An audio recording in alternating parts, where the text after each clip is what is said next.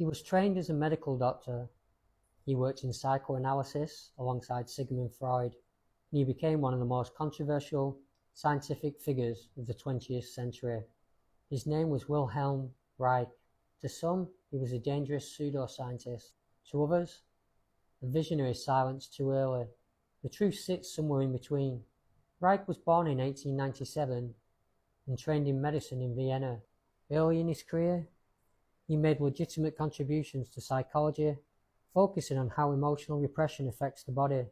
But over time, Reich moved beyond accepted frameworks toward an idea that would define both his legacy and his downfall. He believed in a universal life force he called orgone energy. Reich claimed this energy existed everywhere, in living beings, in the atmosphere, and in space itself. He built devices known as orgone accumulators, believing they could collect this energy and improve health. These claims were never verified by controlled scientific studies.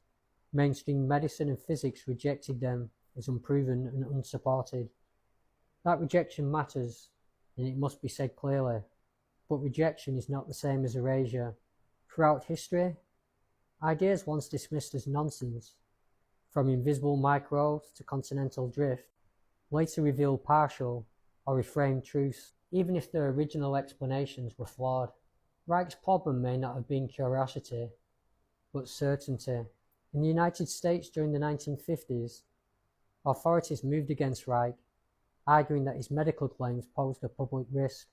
In 1954, a court ordered him to stop distributing orgone devices and related materials. Reich refused to recognize the court's authority over what he saw as natural law. That decision proved fatal to his freedom. In 1956, Reich was imprisoned for contempt of court.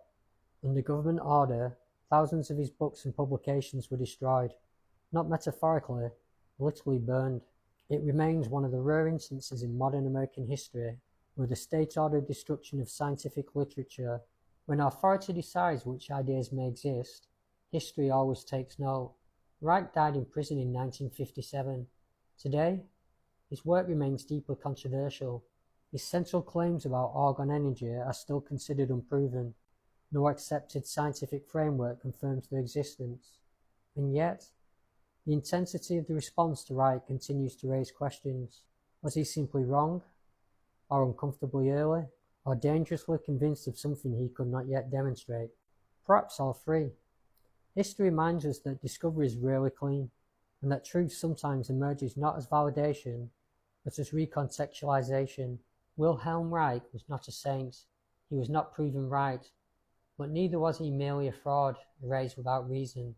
He stands as a warning about false certainty, about institutional fear, and about how thin the line can be between error and insight waiting for a language that doesn't yet exist.